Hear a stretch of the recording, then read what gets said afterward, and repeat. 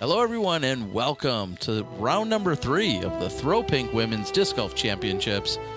We're here for your FPO lead card action at the Winthrop Arena. I'm Terry Miller, the Disc Golf Guy, joined alongside Christine Jennings. And Christine, we see right now, Kristen Tatar, our world champion, seems to be doing the best in taking advantage of moving day. She's 4 under through the front 9 and she's gaining some ground. Especially with the winds that we've been seeing today. It's actually a really good score. The hole 10 at 331 foot par 3. This one's a pretty gettable hole. The OB swings to the left and you can see the rock walls. It's been ongoing through all of these holes. You want to stay inside the short grass. You'll see a lot of hyzers coming in. Even at 331 feet, the inbounds is only about 280, maybe 290 feet. So you'll see a lot of people just going for the basket.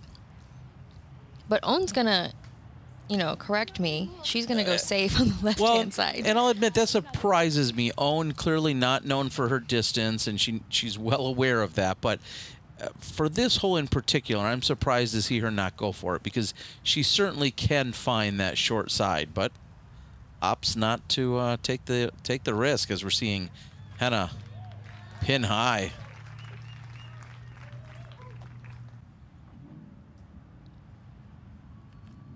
Sarah also likely going for this. If she went for the last hole, she's going to go for this one. Yeah, just needing about 300 feet to clear. That's looking good. Leaks a little bit to the right side.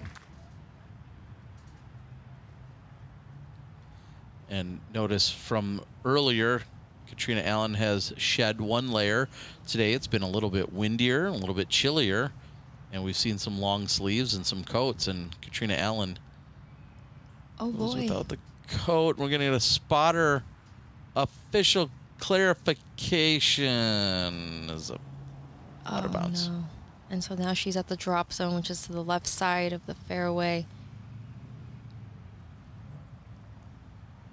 Wow, and that just barely scoots over the OB line as well. So, Cat, best case scenario, looking at a bogey.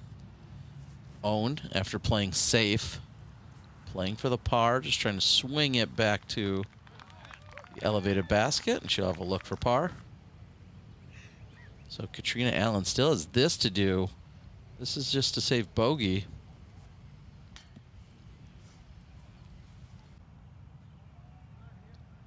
Catrina's throws just aren't quite dialed today. Sarah with the not quite committed putt. Let's see if Henna can make one for birdie. Starting to worry that there's a force field around this basket, or it doesn't like us. Solid birdie for Henna. This comes in as the 3rd most difficult hole on the course. And it's not so much because it's difficult to drive to. There was actually quite a few birdies on this hole. 24% of the field birdied it. It's so difficult because we saw 44% of the field take bogey or worse. And so some big numbers can be added up here.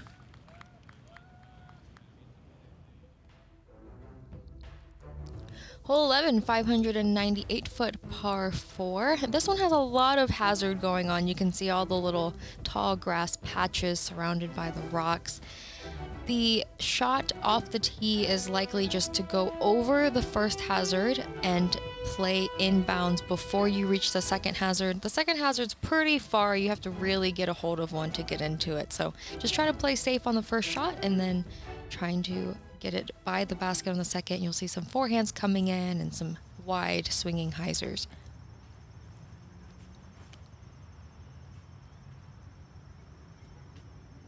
Speaking of wide swinging hyzers. Exactly, and she finds the sweet spot. Great positioning for Henna.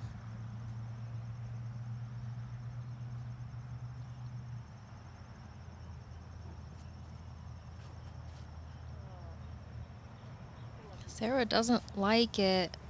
Oh. You can see why. After hitting some of the branches, she falls right into the hazard So she'll throw from there with a 1 penalty stroke assessed. And Ohn trying to check up in front of that hazard, and that'll work out just fine for her.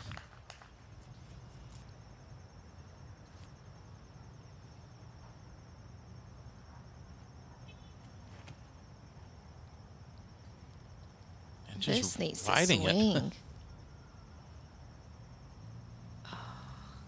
I think she was trying to throw more hyzer on it. I mean, the line was okay, but if she would have put a little bit more angle for the disc to go left. So we see the orange, or correction, we see the yellow flag indicating the hazard.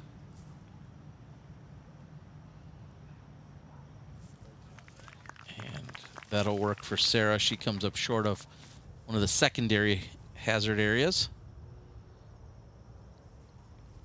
Ohn probably looking to land in a similar spot, actually. Oh, and she puts too much anhyzer angle on it. Doesn't want to come back towards the basket. And she's going to get the yellow hazard flag, so she'll be putting from there. She'll have a chance to save the par if she can convert the putt. Henna trying to stay mustard free, unlike her competitors. And that's a look for birdie on 11. Christine, what's your favorite flavor of mustard? Ooh, like sweet and spicy. There's a specific brand that I like. It's like in a circle container. It's really good on sandwiches. You sound like a Dijon type. I do like a Dijon mustard. Of course you do. It's not my favorite. Sarah gets that one to eventually check up, so she still has a little work to do from 20 feet. Here's Ohn, the hazard, putting it up, and good chain. She needed some catch it with that mustard. Oh my God.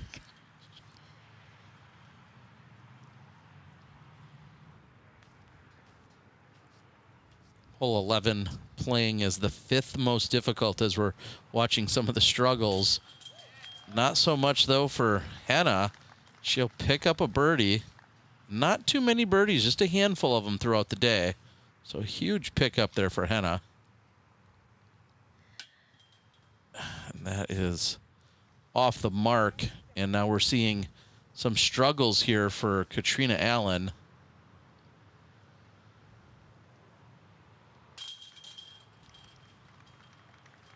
Interesting to see from Catrina. She's had a couple misses on her putts, and just the other day she was making them from all over. Gonna head over to hole number 12, the longest one they'll play this weekend. Yeah, 901 foot par 5. So again, well, actually on this hole, they're not hazards. All of the rock lined OB that you see is out of bounds. You're just trying to get your first shot inbounds. And honestly, the tee shot's pretty hard to find the OB unless you really grab a hold of one.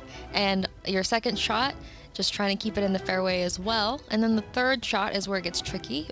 You'll see some players going for the green. That's more difficult because it does slope off behind very quickly, and you'll end up finding the OB quickly over there. Or you can lay up on the left and play a little safer. This hole average 5.32, coming as the 7th most difficult. Kind of swinging wide and just letting the disc come back in bounds. And that's great positioning. Yeah, this hole could get some high scores because if you go into the OB, you have to essentially rethrow from where you last threw. You don't get to take it inbounds from where you went out of bounds. So short, but in bounds for Ohn. This is one of the holes where distance really can be at your advantage. And so Ohn will play this hole very differently than almost any other competitor, knowing she has significantly less distance than them. Again, being the longest hole on the course, but just even the way it's shaped, she's going to play it quite differently. Here's Hokom. Oh, I don't think she threw that at the right angle she was looking for. Let's go over there. Yeah. Way better. Oh, she says she'll be joining Ohn off on this right-hand side. And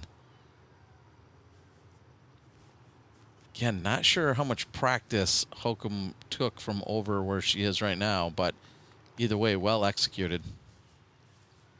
Yeah, and bailing out over here is actually taking some distance off as they're working their way up the fairway. You know, they're trying to get themselves back into position rather than being able to work closer to the basket.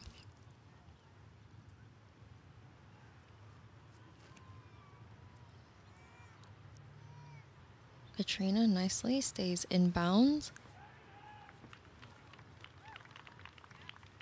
And you saw what the wind was doing with it lifting up and down, and during round one, we saw Kat Merch with hers lift up and carry hard left, finding OB multiple times. And you see these shots so much lower. I think that's a great adjustment for all the competitors, keeping them low, coming up short of that OB sidewalk where the spectators are started on that left side. Sarah making sure to keep it wide away from the out of bounds. And from there, she should have a pitch over, looking to just walk away with a par, and that's exactly what Ohn is looking to set herself up for. Ooh, she's trying to get some distance Yeah, over the OB. More aggressive, much more aggressive. Too much distance. So punishing, because as you just mentioned, you don't get to carry and go from where you were last in bounds. This is stroke and distance, meaning you have to stand in the exact same spot and throw again. And now it's going to be the exact same result. Oh, no.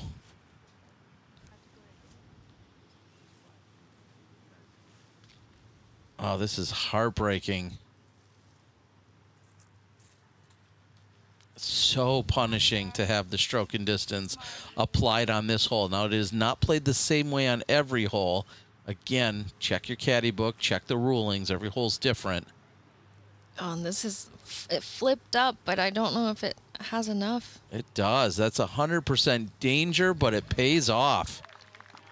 Catrina Allen putting uphill. She'll have a look for birdie. Stand still by Henna. Yeah, you really want to swing that wide hyzer to just crash in. A little short, but that'll give her a putt.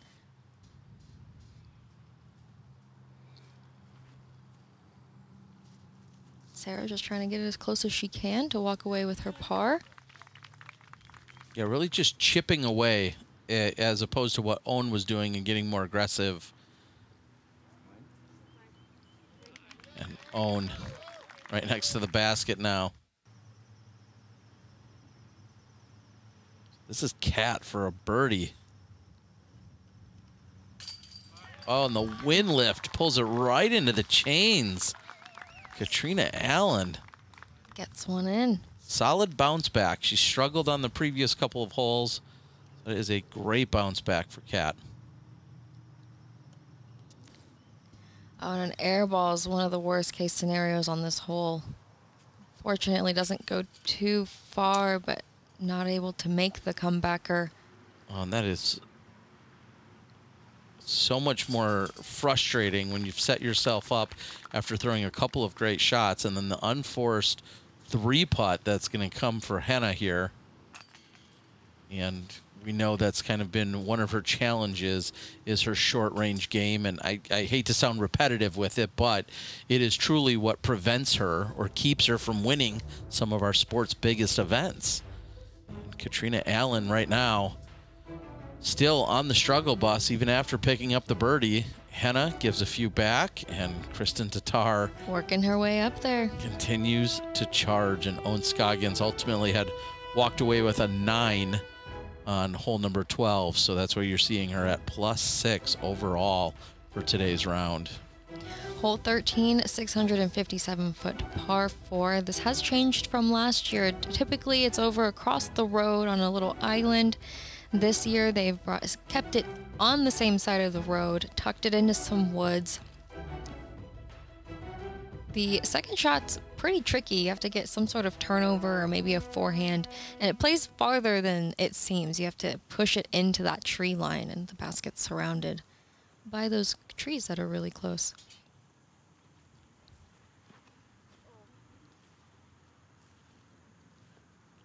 Catrina with the little swoop, wanting it to stay down. The left side is not OB, but you don't want to be there. Almost feels like a natural OB of sorts. But that checks up just in time, and Kat will probably be happy with it. You saw her asking for it to push down. Looked as if she either misstepped or had a misrelease on the tee. And Sarah leaning into the backhand. Yeah. And now she's neighbors with Kat.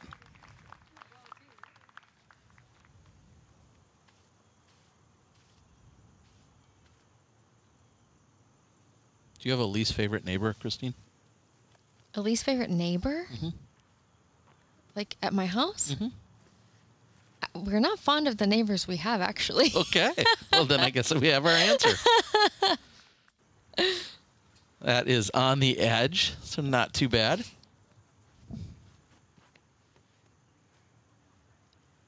Hopefully that hits the ground quickly. It's going to need a little flare, or it just comes up short, and that's going to be inbound. So very different look from the other three competitors, but still inbounds for Ohn. A little high for Ohn. She wanted a little bit more turn to get that distance. Getting She'll close be safe, to the though, OB. yeah. This does come in as the 9th most difficult at 4.22 as an average. So averaging nearly a quarter of stroke over par, and it's only half. It's right in the middle in terms of the overall difficulty for the division.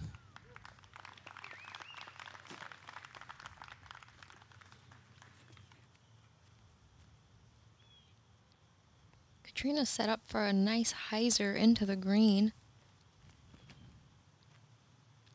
It's looking a little inside. Oh, works out.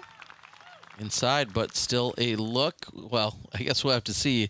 Some of those trees that are guarding the basket there, I think, are going to provide her a little challenge. Henna's got another standstill. Just generates so much power, and she's so consistent with the shot. And now you see her with a good angle to the pin.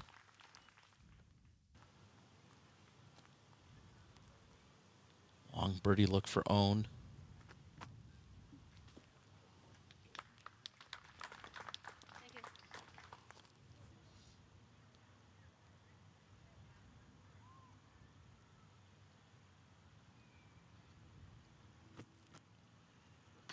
Ooh. Good run by Sarah.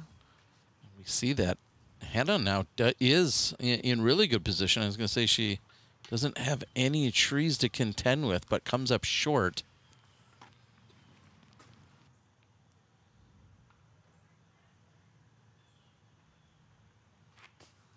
And Kat has a look, but doesn't connect with anything. But this is somewhat of an obstructed look coming back. And still no problem. So Kat...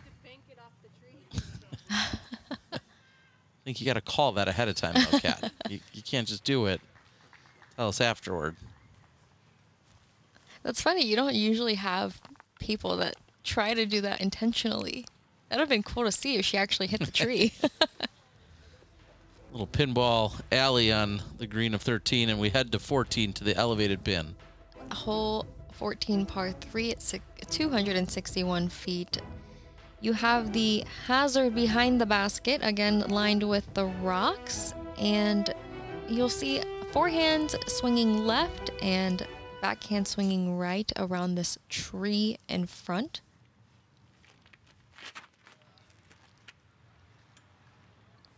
Wanting that to lift a little. Speed control is really important on this hole because, like you saw, Kat, you could come up short if you don't throw it high enough, but you could throw it too high with too much speed and quickly find the hazard behind the basket as it slopes downward.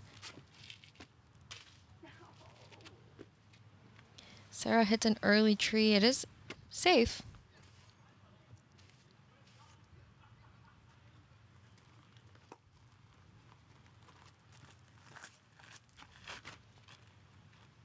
Henna going extra wide. This is looking great. She'll have an uphill putt. See, that'll be a little wind blowing in her face, but still an uphill putt from just outside of the bullseye.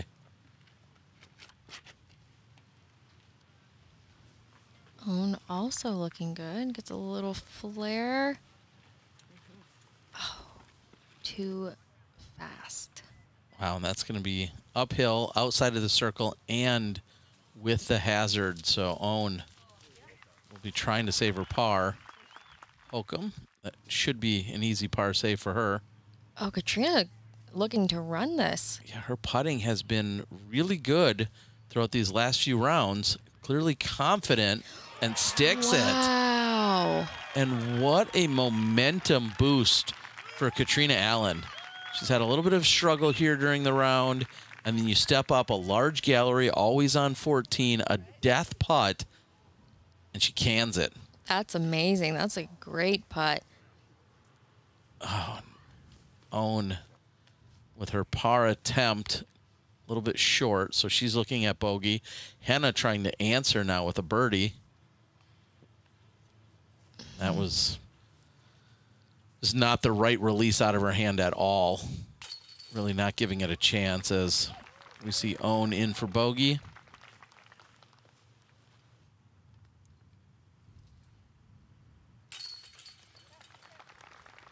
Henna will walk away with the par, and Hokom will do the same.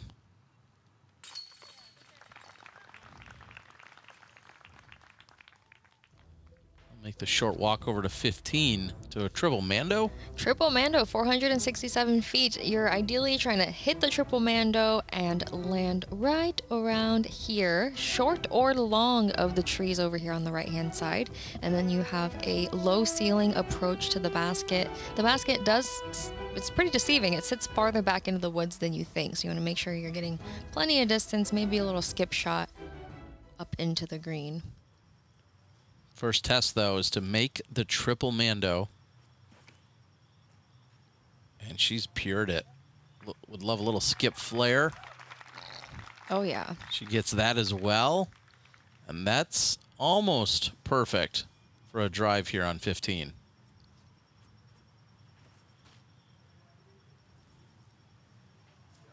A little low, but center of the fairway. And the triple mando really makes you throw lower than you really want to, because I think ideally if the top mando wasn't there, you would be clearing it anyways, but the fact that it exists just is a mind game and makes you want to throw it lower than you normally would. And the low left release for Henna is going to be punishing. I believe she's missed the mando and will likely go to the drop zone. Oh, and a little high. Oh, and just sneaking underneath the upper mando. Now, she's got a lot of work to do from there, and at best probably looking at a par save, but she did make the mando. This is still daunting. She hits the gap, but swings it a little too far right, and the right side gets really tricky because you contend with a lot of those trees, even inside the circle.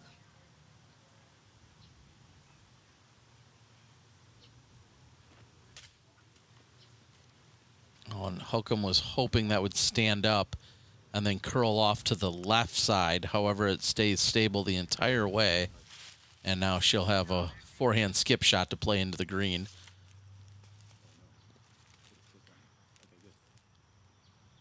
And Ohn will be out in the open, but again, that's going to be a pitch from there to try and access the green.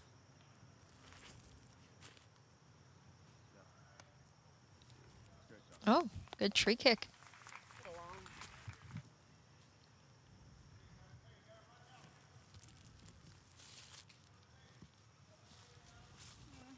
Similar result, a little deeper though for Ohn.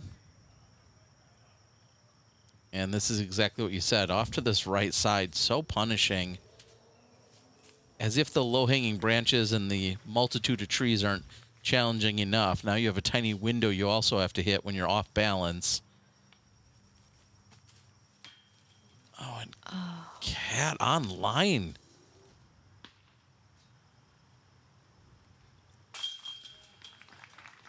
So Hokom able to still make it work and escape with a par.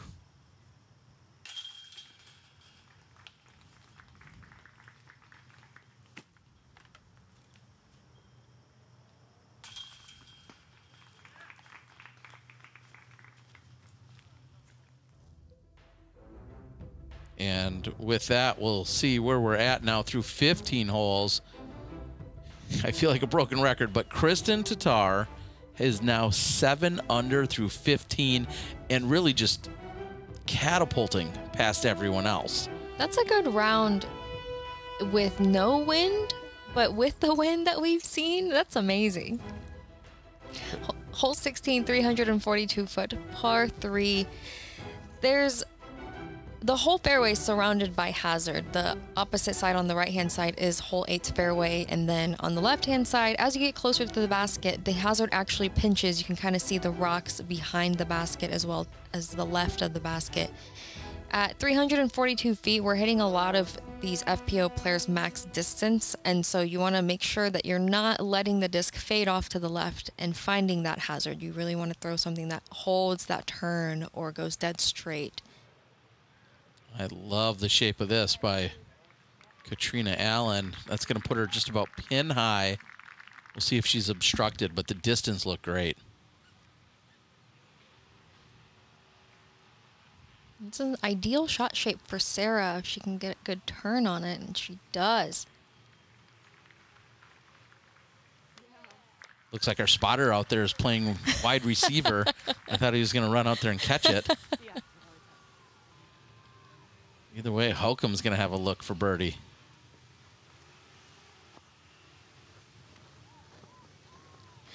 And Ohn and her forehand angles, she's been chopping them a little much today. Not quite getting the right angles that she needs. And Henna might find that hazard on the right. Yeah, and that actually is paralleling hole number 8's fairway. So if you cross over into the hazard, that actually is just the fairway of hole 8, which of course they played earlier. And Henna, I think, got a little bit of a break in hitting a tree to keep her in bounds. Now just deep of the pin. Hole 16 played as the 11th most difficult. Cat for birdie and finds the bottom of the basket. Nice work by Catrina Allen. Sarah for her birdie look.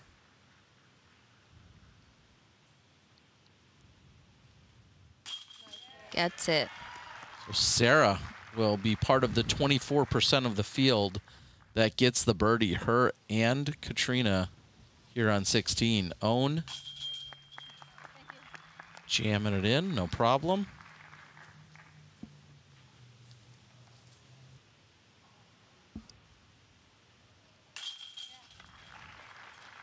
And Henna will be in for par. Now we have the long walk to hole 17. You get to think about what you're going to do on this hole at 249 feet. It looks like it's just right there, and it really is, but it's so scary. You have to make sure that you're getting enough height on the disc to get over these hay bales. This basket's sitting about 15 feet off of the water's edge. You'll see a lot of players going for the wide forehand, but it's really scary. You have to really swing it over that water.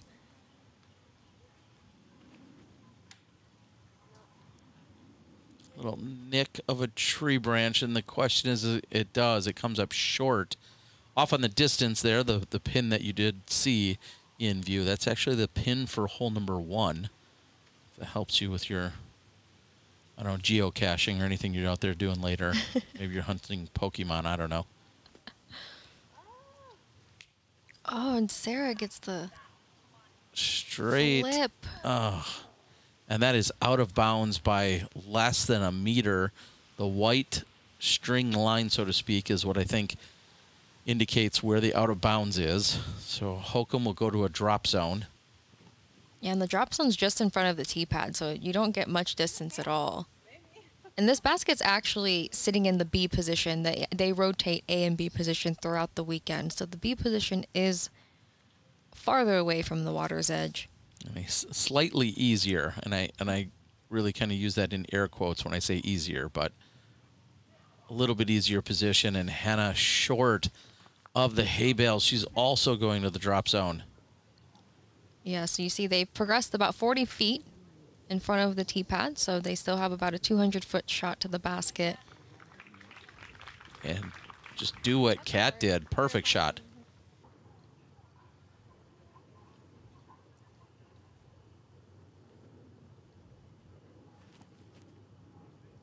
This is looking great.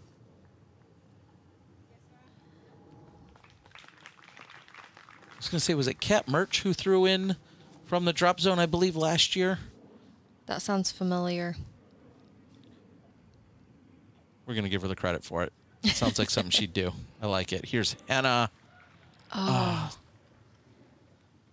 So now she should be proceeding to the drop zone number 2, which is in the island. And all that time, Ohn was safe. Her shot was so bad it stayed safe. And now she's looking at picking up a par. And Henna, as you just mentioned, goes to a secondary drop zone.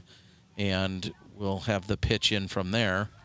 Sarah not messing with it as well, knowing she could still fly over the hay bales. And now this is for Catrina Allen, for her to say bogey. And online, but short.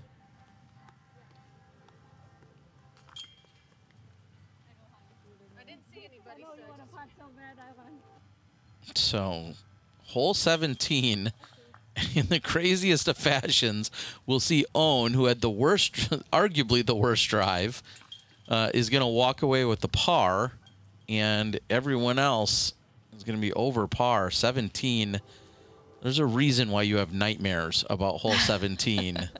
And, wow, here we are on 18, which no easy reprieve either. No, this fairway is one of the most narrow fairways. You have the OB on the left, which is the water. It does carry all the way through the tree line. And then you see the OB as well on the right with the rock walls. And this is about where you want your second shot, so that your third shot, ideally, can be by the basket to potentially get your 4. The first shot's just really tricky, especially as a right-hand backhand player, because the whole slopes from right to left, and so as a backhand player you want to make sure you're minding your angles to not come in on the hill too hot.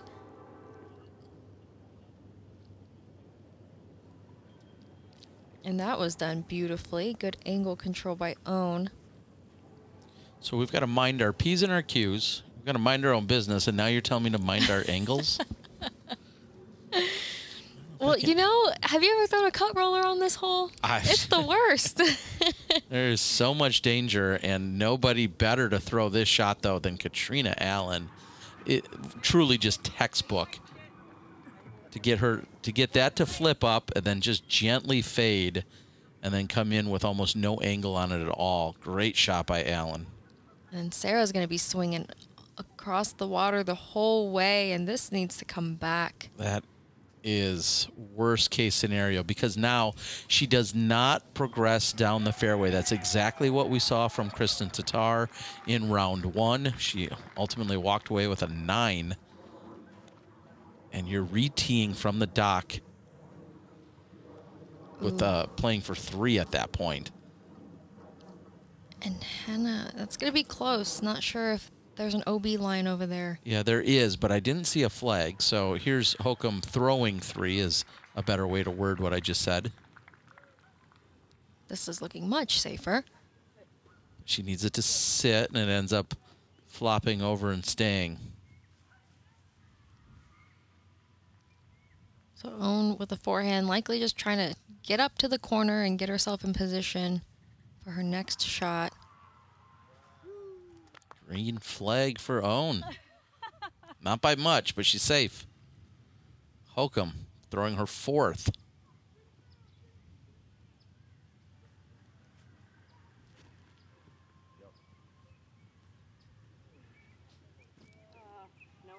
Oh, and that's likely out of bounds.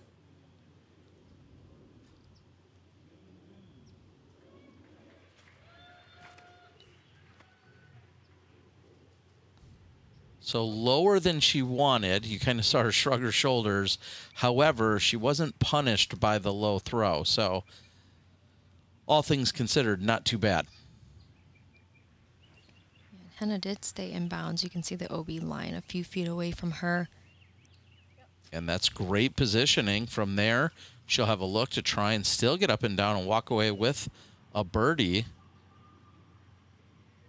And this is a really difficult blind hyzer. You really have to mind your angles, Terry. And her OBs and her P's and Q's. And there she is. She'll have a look for birdie if she wants to risk it. Something tells me that might be in the layup zone for her at this stage in the tournament, but we'll see.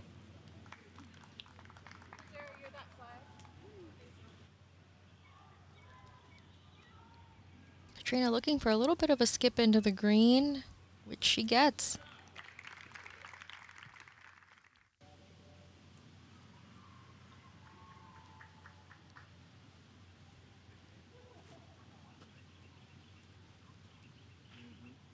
I like this. The same. Yep.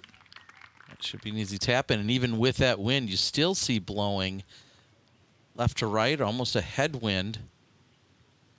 Spoiler, folks, the wind actually calms down a little bit for the men in the afternoon. Not sure that's fair, but that's what happens.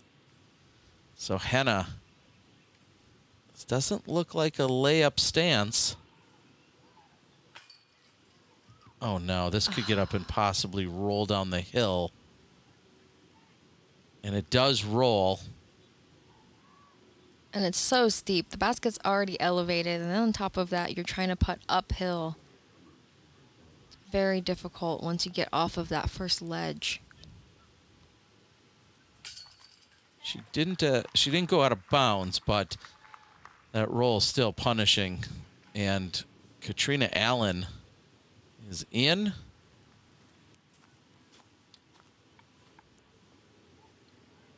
Cat with a round of 1 over.